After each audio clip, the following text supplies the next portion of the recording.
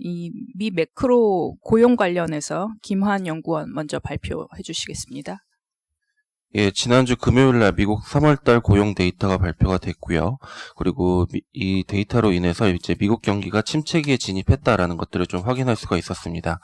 먼저 이제 실업률은 4.4% 나왔고요. 전월 대비 이제 0.9%포인트 정도 상승을 했고, 예상치였던 3.8%를 상회하는 그런 모습들이 나타났습니다. 그리고 과거 평균, 36개월 평균이 3.9%를 좀 상회하는 모습들이 나타나는데, 과거에 이제 실업률이, 과거 평균치를 상회했었던 당시에 경기 침체기에 진입했었던 사례들이 다수 존재를 하고 있기 때문에 이러한 점들은 이제 미국 경기가 공식적으로 경기 침체기에 진입했다라고 좀 판단을 해볼 수가 있을 것 같고요. 그리고 고용자 수는 70만 명 감소를 했는데 예상치인 10만 명을 큰 폭으로 상회를 했습니다. 부문별로는 제조업들도 감소했지만 그 서비스업이 더 크게 나타났고요. 그리고 레저, 숙박, 소배, 그리고 교육 중심의 서비스업 고용들이 상당히 부진한 것으로 나타났습니다. 실업률 같은 경우에서는 이제 말씀드린 대로 0.9%포인트 정도 전월 대비 상승을 했는데 75년도 이후에 월간 기준으로 최대 상승폭을 좀 기록을 했습니다.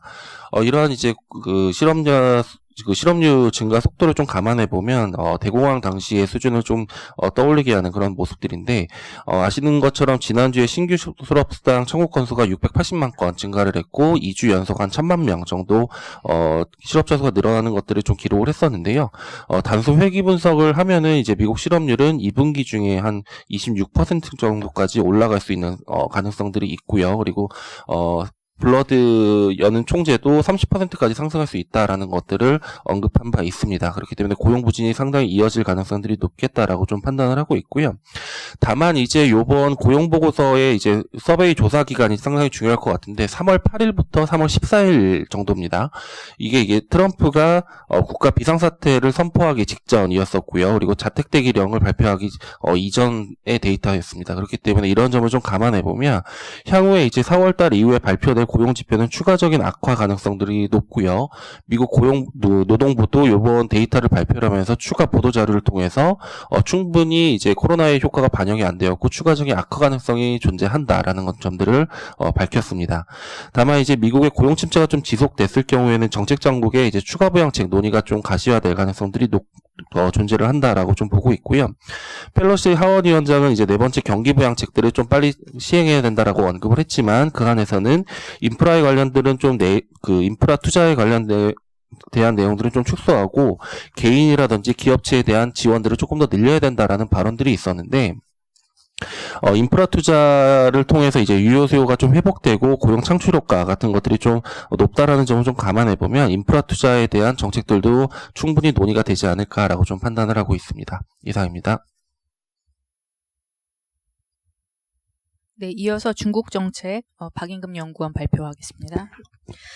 중국은 4월 15일하고 5월 15일로 두 차례 나눠서 농촌은행하고 소형 도시 상업은행에 대한 지준율을 총 100bp 추가 인하하기로 했습니다. 더불어 4월 7일부터 금융기관이 중앙은행이 맡기는 초과 중기분 금리도 종전의 0.72%에서 0.35%로 인하됩니다. 이번 선별적인 지준율 인하 조치는 소형은행들이 조달 비용을 낮춰 중소기업 대출 여력이 확대하는 데 초점을 맞춰졌습니다. 또한 중앙은행이 초과준비금 금리를 낮춘 것은 12년 만에 처음입니다. 이번 인하폭은 37bp로 은행들이 대출 확대 등 실물에 대한 금융지원 의지를 강화하기 위한 것으로 판단됩니다. 다만 이로써 단기간에 예금 기준금리 인하 가능성이 상당히 낮아졌습니다. 주요 영향을 말씀드리면 초과준비금 금리의 37bp 인하는 금융 시스템 내에 금리 하단을 크게 낮춘 조치입니다. 지난 3월 30일에 인민은행이 7일무 여 RP 금리를 22bp 인하한 바 있고 향후 중기유동성 지원금리, 대출 우대금리도 추가 인하할 전망입니다. 또한 1차 한도인 8천억 원이 소진되면 중앙은행이 재대출 프로그램 통해서 시중은행에 추가 1조 원 규모의 한도를 늘릴 계획입니다.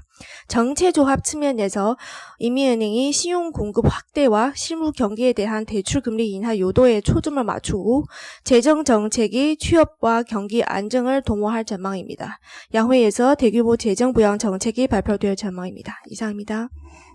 아까 예금금리 인하 가능성 낮았다고 말씀하셨는데 매크로가 좀 더 빠르게 악화되는 징후가 있으면은 정책을 갖다 한 번에 쓰는 개념으로 예금금리도 인하 카드도 쓸 수 있는 거 아닌가요? 좀 저희가 좀 낮아졌다는 그 배경을 좀 어떻게 봐야 되는 건지. 예. 예금 금리 인하 가능성이 단기간에 낮아졌다고 말씀드렸고요. 그래서 말씀하신 것 같이 만약에 경기 하방 압력이 더 커질 경우에는 상당히 충분히 사용 가능할 카드라고 보고 있고, 또한 여기서도 이미은희 부총재가 기자회견에서 이 부분에 대해서 언급한 바가 있습니다.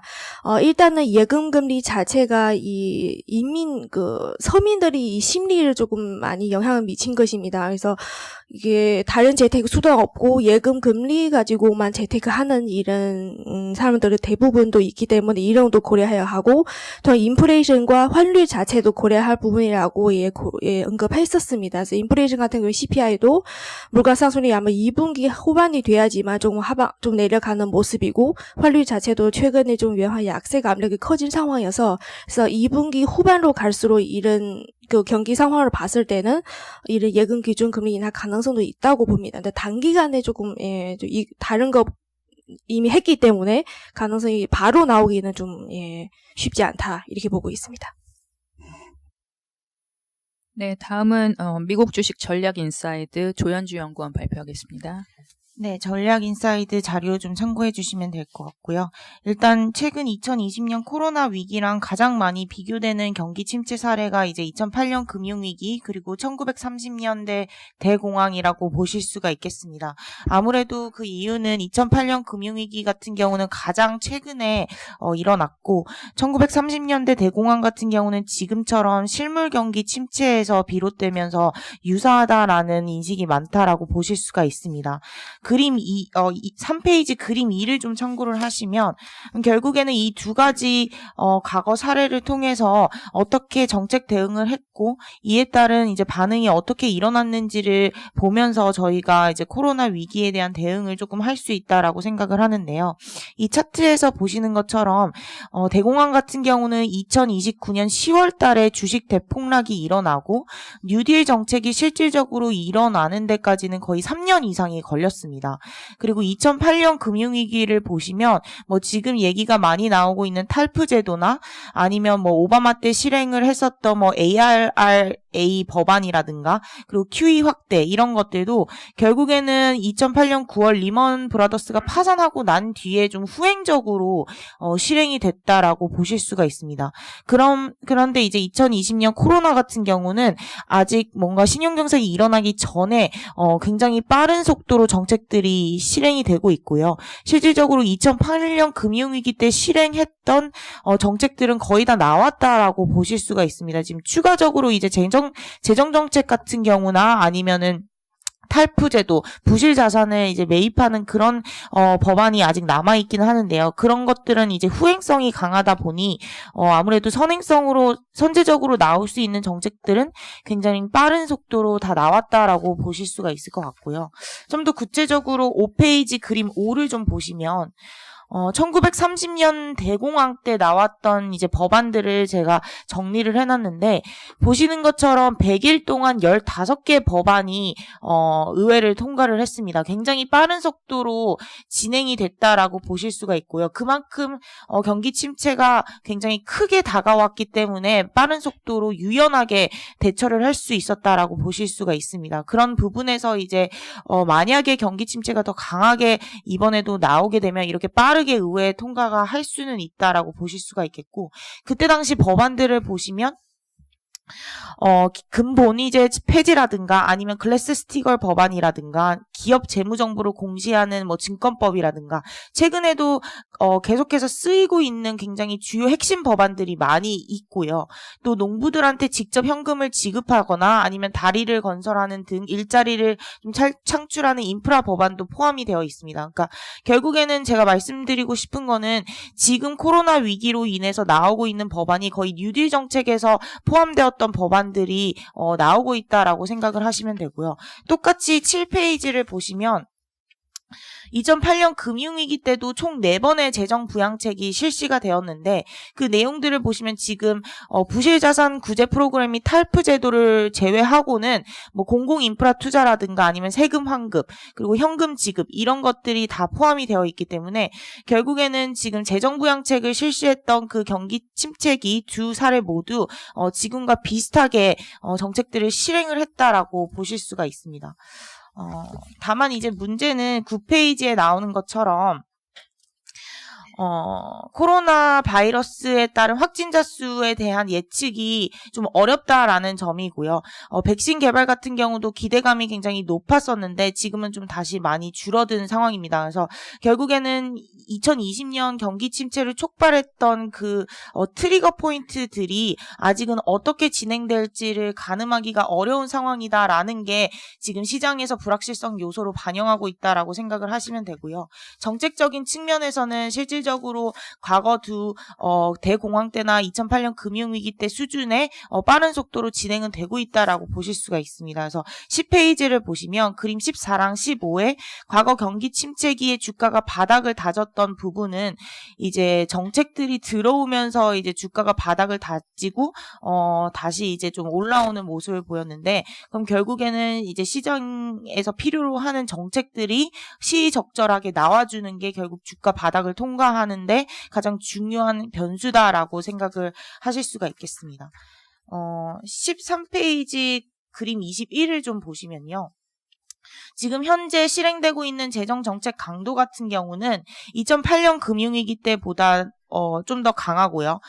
뉴딜 정책보다는 좀 더 약하다라고 보실 수가 있습니다. 그래서 추가적으로 만약에 뭐 2조 달러 규모의 인프라 투자든 아니면은 뭐 탈프 제도 같은 부실 자산을 매입하는 정책이든 추가적으로 나올 수 있는 시나리오는 불가능한 건 아니다라고 좀 생각을 하고 있고요. 지금 트럼프 대통령은 계속해서 확진자 수 증가에 따른 경계심을 주고 있고 4월 30일까지는 이 사회적 거리두기를 좀 더 강화시키려는 의지가 있기 때문에 사실 4월 경제 지표에 대한 타격을 최소화시키기 위해서는 추가 정책이 필요하다라고 좀 판단을 하고 있습니다. 그래서 결국에는 4차 부양책 그리고 탈프와 같은 구제금융 법안이 얼마나 이 경제 지표에 대한 타격을 최소화시킬 수 있을지 이 여부가 이제 핵심이다라고 좀 판단하고 있습니다.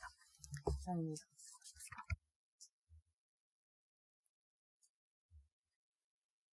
네, 이어서 4월 만기 전략 최창규 연구원 발표하겠습니다. 네, 파생 관련해서 말씀드리겠습니다. 파생 쪽은 지금 현재 나쁠 게 하나도 없습니다.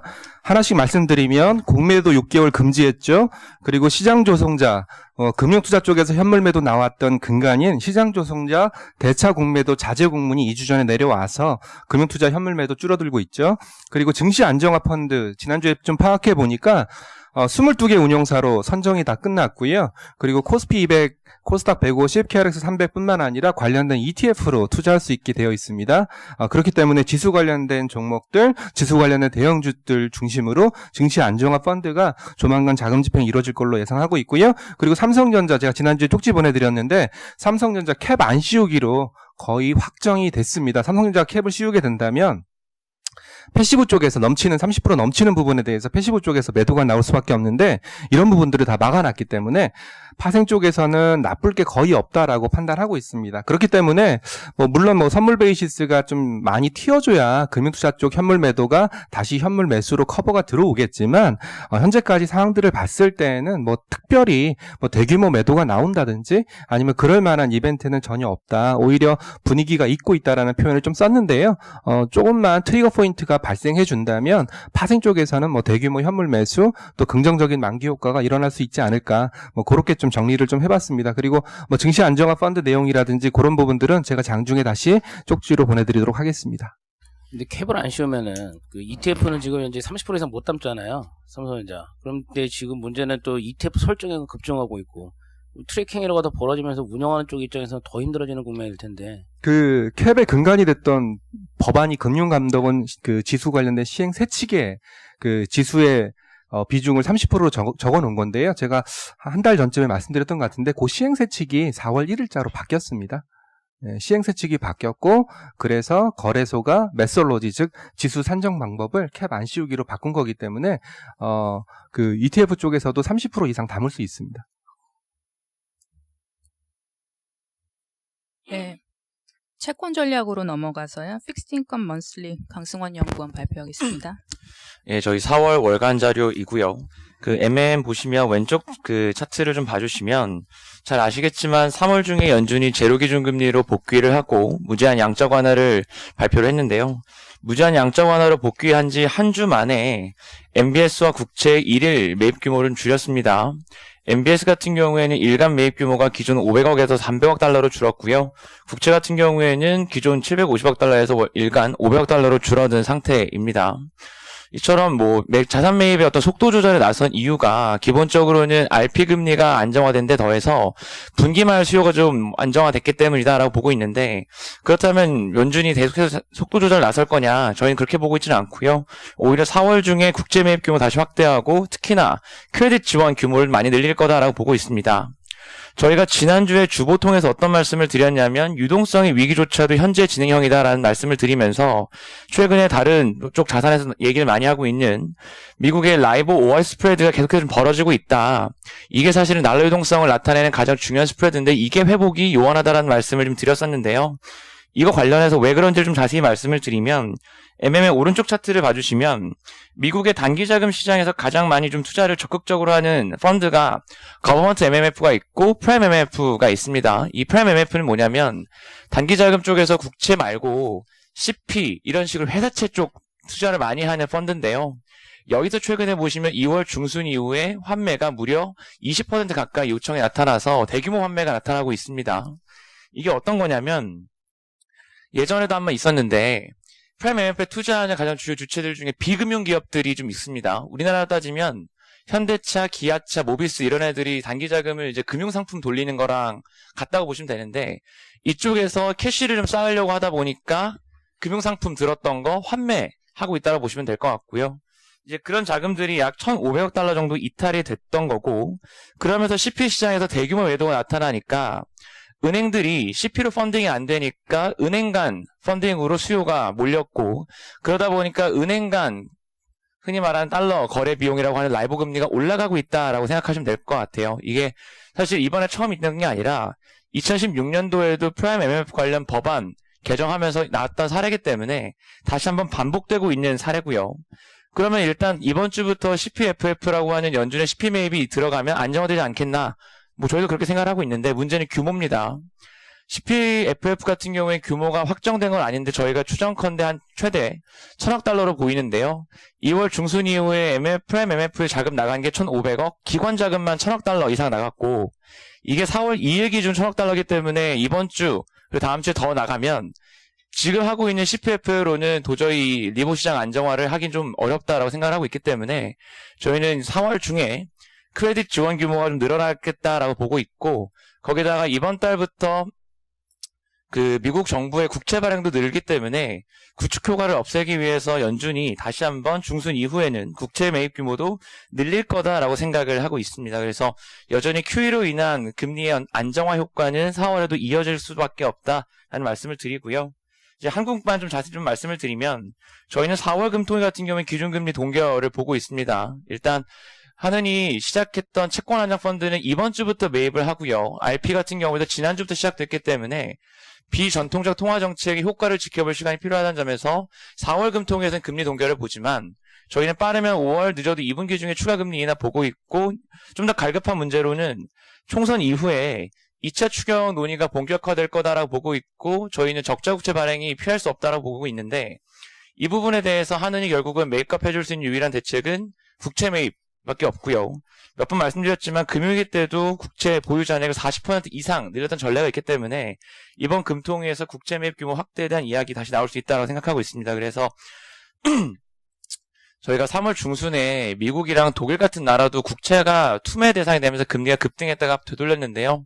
한국은 아직까지 안전자산으로서 지위가 완벽하게 회복되지는 못했습니다. 그런데 다행히 지난주부터 외국인들이 선물 시장에서도 국채를 다시 사고 있고 이번 주부터 시작되는 치안펀드, RP 매입 지속 같은 게 되면은 결국 국채도 안전자산 수집이 회복될 거다라고 보고 있고 이번 달에는 장기물의 상대적 강세 보고 있습니다. 이상입니다.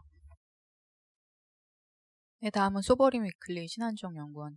네, 지난주 그 글로벌 채권 시장은 미국 채권 시장은 금리가 하락했는데 유럽과 신흥국은 상승하면서 끝났습니다. 이 코로나19 바이러스가 선진국 그 미국, 유럽에 이어서 지금 신흥국으로도 빠르게 지금 확산되고 있어서 특히 신흥국 중에 정부 부채 비율이 높은 그 국가들이 부담이 높아질 것 같은데요.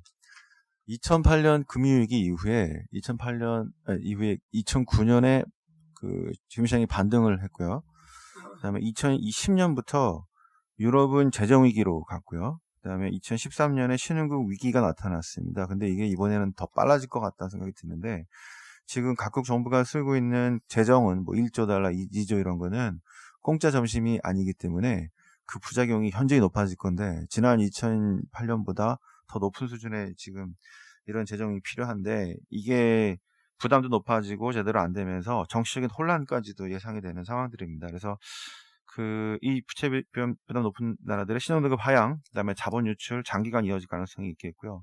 신흥국들이 달러 확보하는데 어려움이 계속될 것 같습니다. 그래서 브라질도 작년 했던 연금 개혁이 의미가 지금 다 사라지게 되는 것 때문에 이런 것들 때문에 신흥국 채권 투자 주의를 지금 권고하고 있습니다. 이상입니다. 네, 다음은 크레딧 전략으로 넘어가서 크레딧 위클리 한강열 연구원 네, 발표하겠습니다. 먼저 그 MMN에 빠져 있지만은 미국은행 코멘트부터 말씀을 드리도록 하겠습니다. 지난주 연준이 은행의 이제 그 보충적 레버리지 비율 산정 그 기준을 좀 바꿨는데요.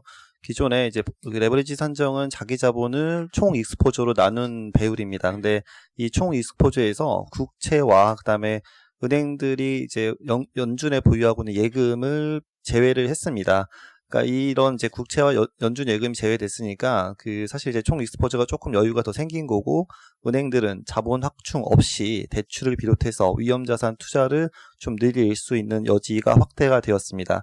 지금 현재 미국 은행들은 전반적인 이제 가계라든가 기업에 대한 대출 확대를 좀 암묵적으로 요구를 받고 있고 은행들은 연준의 요구에 부응할 가능성이 높다라고 판단하고 있습니다. 단지 그런 이제 대출 확대 이후에 나올 수 있는 손실 같은 경우에는 은행이 고스란히 부담을 할 수밖에 없는 상황이기 때문에 은행들은 이제 정부 지원 가능성이 높은 어떤 대형 기업들 위주로만 대출을 좀 확대할 가능성이 있다라고 판단하고 있습니다. 그럼에도 불구하고 은행들의 자산 건전성과 그다음에 뭐 순이자 마진 같은 경우도 굉장히 낮아져 있는 상태이기 때문에 수익성 저하는 불가피하다라고 판단을 하고 있고 단지 이제 지난 3월에 미국 은행들이 자사주 매입을 중단하겠다라고 발표를 했습니다. 사실 자사주 매입 같은 경우는 2018년도부터 크게 확대가 되었었고 참고로 작년 같은 경우에는 단기 순이익의 한 70%까지 자사주 매입을 했었는데 이게 이제 중단이 되면은 자본 적정성 측면에서는 긍정적인 요인이다라고 판단하고 있습니다. 미국 은행채들이 지난 3월에 약세를 보일 때 비금융채보다도 더 큰 약세를 보였었는데요. 그 이유는 이제 금융위기 발생 가능성 이런 것들이 좀 우려가 높아졌었는데 저희가 볼 때는 그 가능성이 지금으로서는 크지 않고 특히 대형은행들 같은 경우에는 펀더멘털 저하는 불가피하지만 그래도 큰 이벤트 발생 가능성은 크지 않다라고 판단해서 앞으로는 이제 비금융채보다 은행채 약세는 뭐 제한적이겠다라고 판단하고 있습니다. 위클리까지 말씀드리면은 지난주 금요일 스프레드가 전 영역에 걸쳐서 글로벌 전 영역에 걸쳐서 확대가 되었습니다. 미국 같은 경우는 지금 3일 연속으로 확대가 되는 상황이고 여전히 이제 크레딧 시장은 좀 저희가 볼 때는 좀 불안하다라고 보고 있습니다. 단지 이제 에너지 하이드 에너지 같은 경우가 가파르게 확대가 되면서 이슈가 됐었는데 지금 한 2주 동안은 축소되고 있는 상황입니다. 그래서 최근 2주 동안 축소가 한 350bp 정도. 근데 그 전에 3주 동안 확대된 게 한 1350bp니까 그 전에 확대된 것의 한 4분의 1 정도는 돌렸다라고 보시면 돼요. 그럼에도 불구하고 여전히 지금 하이드 에너지 하이드의 조달 금리가 20%를 넘는다는 점은 좀 부담스러운 요인이고 전체적으로 크레딧 시장이 저희가 아직 좀 불안하다고 보는 요인 중에 하나가 앞에서 말씀드렸던 여전히 CP 스프레드가 여전히 높다.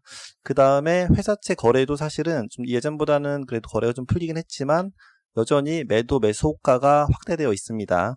그 다음에 또 이제 일부 취약기업들 같은 경우에는 장단기 스프레드 수익률까지가 지금 역전되어 있는 상황이기 때문에 저희가 볼 때는 이러한 좀 불안한 크레딧 시장이 이번 주에도 좀 이어질 수 있을 것으로 저희는 판단하고 있습니다. 이상입니다.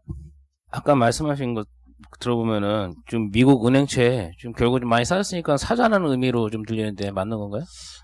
저희 대형은행들 같은 경우는 그러니까 뭐 그 전에 이렇게 우려가 높았었던 거에 비해서는 많이 낮아졌다라고 보고 있는데 사실 이제 비금융채보다 좀 약세가 좀 제한적이라고 좀 보고 있는 상황이고요. 지금 상황에서 은행들이 다시 강세로 단독으로 가기에는 쉽지는 않고 비금융채와 같이 이제 회복 시기에는 비금융채보다도 조금 더 강세 가능성은 있다라고 보고 있습니다.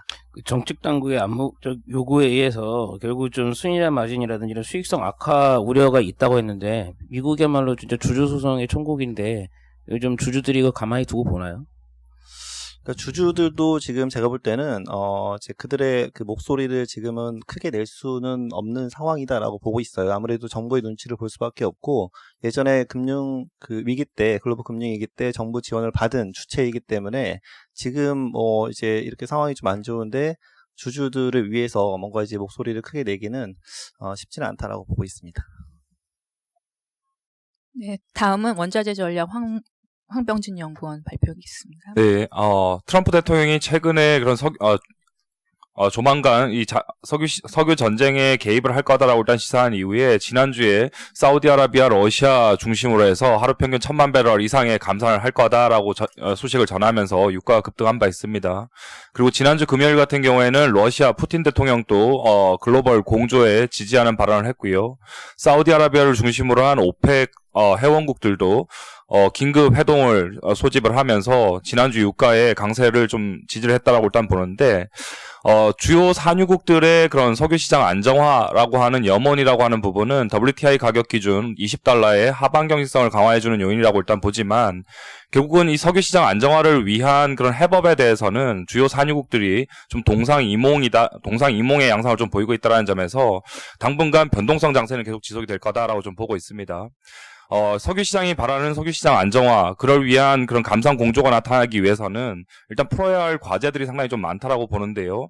일단 사우디아라비아, 러시아가 원하는 그런 석유 시장의 감산 공조라고 하는 부분은 최근까지 오펙 플러스 산유국들의 감산 합의에 포함되지 않았던 미국, 캐나다, 브라질까지 포함되어야 한다라는 걸 강조를 하고 있습니다.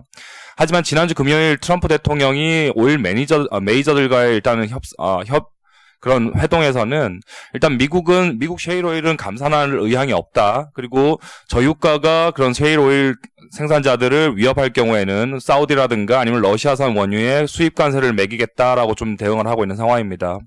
거기다가 사우디아라비아와 러시아 간의 긴장도 문제라고 일단 보실 수가 있겠는데 러시아 푸틴 대통령이 지난주 글로벌 공조에 대해서 지지 발언을 하면서 3월 초에 유가 폭락을 일으켰던 주체는 사우디아라비아다라고 발언을 해버리면서 사우디아라비아의 그런 불만을 상당히 좀 높였다라고 일단 보고 있고요.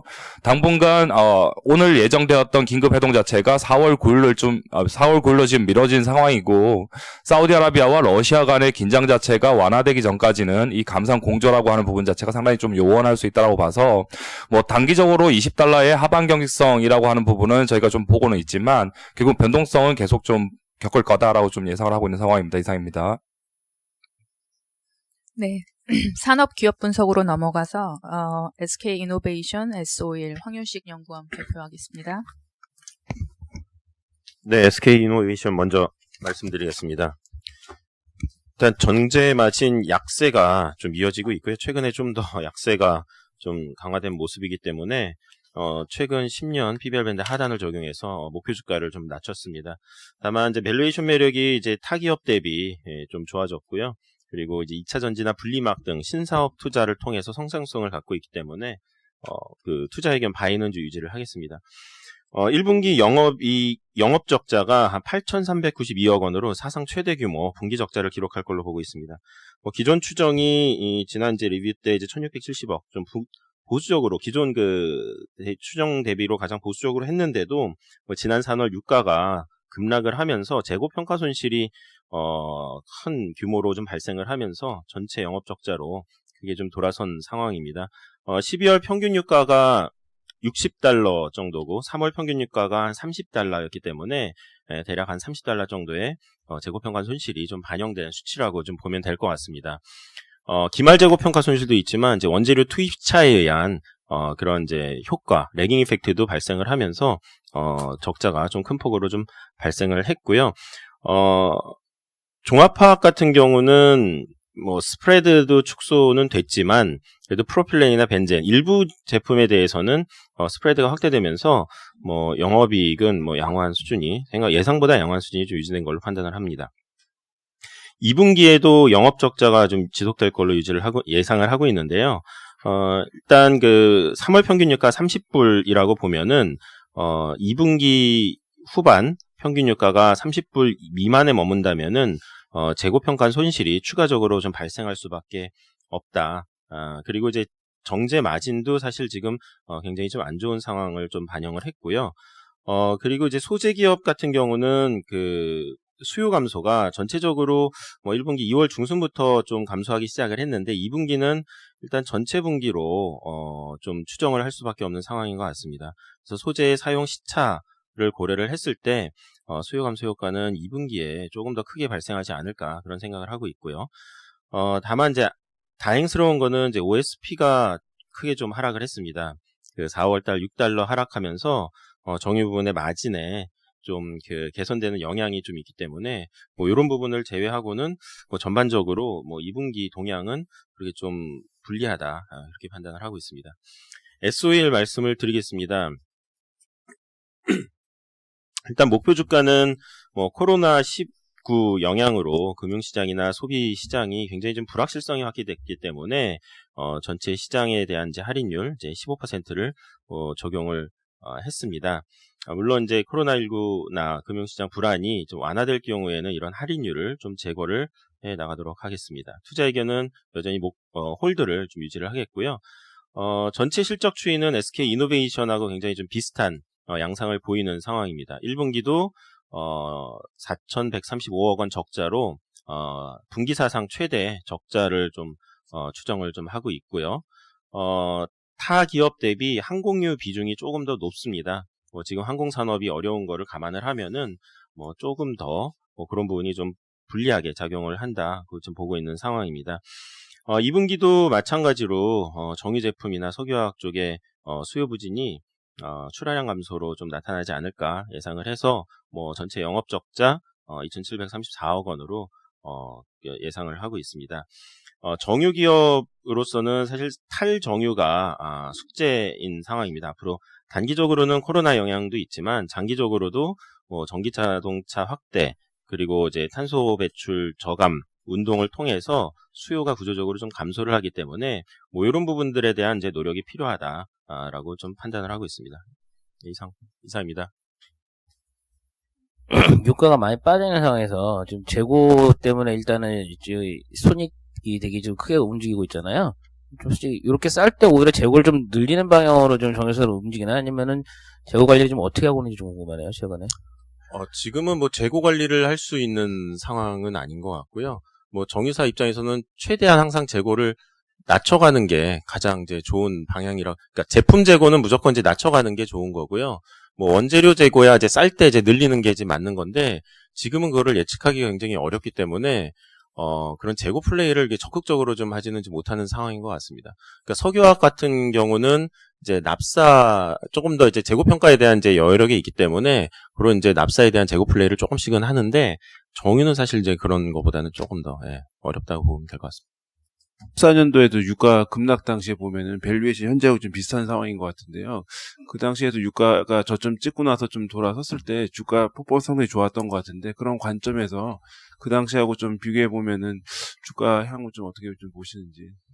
그 당시에는 사실 조금 다른 게 그때는 이제 유가만 이제 급락을 했다가 다시 올라가는 과정에서 가수요가 이제 붙을 수 있는 이제 환경이었습니다. 근데 이번에는 아시다시피 이 수요가 좀 급감하는 현상이 좀 나타났기 때문에 수요 회복이라는 또 전제 조건이 좀 필요한 것 같아요. 그래서 유가만 올라간다고 뭐 전체 실적이 뭐 개선되는 건 사실 제한적이다.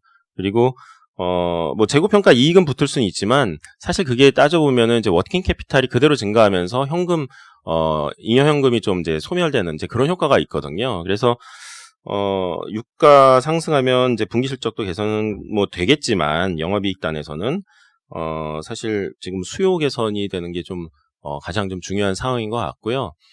그 결국에 이제 코로나 영향이 언제 완화되느냐, 예, 그 시점을 좀 같이 좀 봐야 될 것 같습니다. 네, 다음은 종근당 동아ST 바이오산업 스파커멘트 구한성 연구원 발표했겠습니다. 예, 일단 그 제약사들이 그리고 뭐 지금 병원 약국 현장에서 그 코로나 영향이 좀 극명하게 차이를 나타내고 있는데요. 가령 이제 그 소아과 위주 이런 감염 질환 위주의 처방 제품들은 처방약들은 실제로 이제 타격을 심하게 입고 있고요. 반대로 이제 만성 질환, 고지혈, 고혈압과 같은 약물들은 코로나 영향이 거의 없다라고 볼 정도로 어닝에 큰 영향이 없습니다. 그래서 지금 종근당 같은 경우는 그 만성 질환 포트폴리오 위주로 구성이 되어 있어서 1분기도 양호한 실적이 예상이 되고요. 오히려 그 판관비 감소로, 그러니까 영업사원들이 지금 병원을 방문 못하고 있기 때문에 영업이 위축되고, 대신에 이제 처방은 나가던 대로 이제 1개월, 3개월치 약물을 이제 꾸준히 타가시는, 당뇨 환자들, 고혈압 환자들이 이제 약을 가져가기 때문에 비용이 오히려 감소하면서 컨센을 상회하는, 실적이 예상이 되고요. 다만 이제 멀티플이 하락했기 때문에 업종 멀티플 하락을 반영해서 목표 주가를 10만원으로 제시합니다. 2분기에 CKD 702 국내 일상 IND 승인 기대하고요. 516 인핀지 병용 국내 일상 IND 승인 또한 기대하고 있습니다. 하반기에는 다수의 R&D 모멘텀이 대기하고 있어서 투자 의견 바이 유지합니다. 동아ST도 목표 주가를 95,000원으로 하향 조정했고요. 1분기는 생각보다 영업이 거의 400억 이상, 이제 거의 서프에 가까운 실적이 예상되는데 이게 땡겨서 인식하는 것이기 때문에 연간으로는 뭐 큰 변화 요인은 아니다. 왜냐하면 지금 식약처로부터 3개월 판매 업무 정지 징계를 맞았고요. 그래서 3월, 4월, 5월 이제 97개 품목에 대해서 판매를 못 하다 보니까 1, 2월 달에 미리 내보낸, 그러니까 뭐 소위 말하는 이제 뭐 밀어넣기 한 거죠. 그래서 쇼티지에 대비하기 위해서 1분기 숫자가 유난히 잘 나온다. 근데 어쨌든 지금으로서는 이제 코로나 영향을 좀 2분기 숫자 3분기까지는 봐야 되지 않나라고 예상을 합니다. 그래서 현재 밸류에이션이 뭐 17배 수준까지 빠져 있기 때문에 업사이드 룸은 있다는 판단하에 투자 의견 바이 유지합니다. 세 번째 자료는 지금 코로나 치료제 개발 현황 업데이트 드리면 중국 미국에서 이제 길리어드 렘데시비르 3상 진행하고 있고요. 4월 3일 날 영국에서도 3상 2개 들어갔다라고 뉴스를 발표했습니다. 이제 시장에서는 아마 뭐 금요일 날 밤쯤에 결과 나오는 거 아니냐라고 기대를 했던 것 같아요. 근데 이제 그거는 이제 클리니컬 트라이얼즈 그 사이트에 예상 종료 시점이 4월 3일이지 결과 발표 날짜랑 꼭 일치하는 건 아니어서 일단은 지금 계속 기다리는 상황이고요. 길리어드 CEO가 몇 주 안에 발표할 거라고 예상을 했기 때문에 뭐 1, 2주 내에는 결과를 확인할 수 있지 않을까 계속 기대하고 있습니다. 근데 이제 꽤 자신감을 보이는 건지 어쨌든 지금 생산량을 계속 늘리고 있어요. 그래서 공급 차질이 없도록 지금 14만 명분 캐파를 준비하고 있고 10월까지는 50만 명분, 연말까지는 100만 명분 렘데시비르 생산이 가능할 걸로 전망이 되고 있습니다. 다만 국내 몇몇 업체들이 테마성으로 자꾸 길리어드랑 엮는데 이런 것들은 좀 경계할 필요가 있다는 판단이고요. 만약에 길리어드 임상이 실패한다면 좀 후속으로 뭐 그 아비간이라는 일본 약물이라든가 리제네론의 케브라자, 루시 악템라 등이 대규모 임상을 하고 있고요. 얼마 전에 또 4월 3일 날 사이토딘이라는 업체가 에이즈 치료제를 코로나 환자 대상 3상 들어가겠다 IND 신청을 했습니다. 그래서 근데 이제 다만 좀 걱정되는 건 이러한 약물들이 그 항체 의약품, 바이오 의약품이어서 아무래도 길리어드 약물은 이제 케미컬 드럭이어서 생산이 굉장히 뭐 한 달 이내에 빠르게 되는데 항체 의약품 기본적으로 한 3개월 뭐 이렇게 걸리기 때문에 길리어드 약물이 실패하면 이제 다른 약물들은 이제 공급 차질과 같은 좀 여러 가지 실질적인 이슈가 생길 수 있다. 그래서 가장 베스트 시나리오는 여전히 길리어드 약물이 성공하는 게 공급 측면에서도 유리하다라고 판단이 됩니다. 이상입니다. 셀트리온도 지금 코로나 치료제 언급한 적 있었잖아요. 그쪽 국수는 어떻게 보시나요?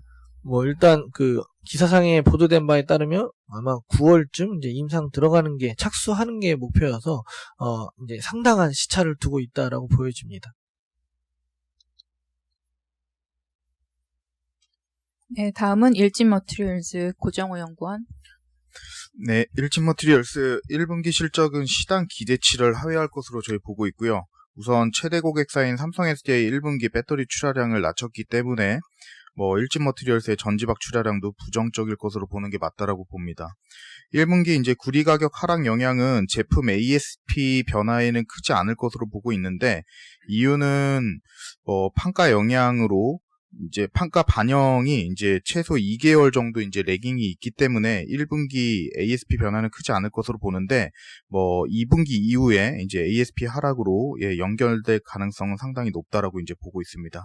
우선 현재 코로나19 영향으로 전방 산업에 이제 생산 불확실성이 이제 존재하는 상황에서 향후 실적 전망에 이제 컨피던스 레벨 자체는 이제 많이 떨어졌는데, 주가에는 이미 상당 부분 이제 반영되어 있다라고 저희 이제 판단을 합니다. 따라서 향후 이제 코로나19 이제 사태가 완화될 시에는 SDI, LG화학 노출도가 이제 높고 이제 전기차 노출도가 이제 높은 이제 업체이기 때문에 업황 개선에 따른 수혜는 클 것으로 저희 보고 있습니다. 이번 업데이트에서 연간 전지박 출하량과 ASP 기존 전망 대비 모두 하향 조정을 했고요. 목표 주가는 46,000원으로 하향을 했고, 이제 바이 의견은 이제 계속 유지를 합니다. 이상입니다.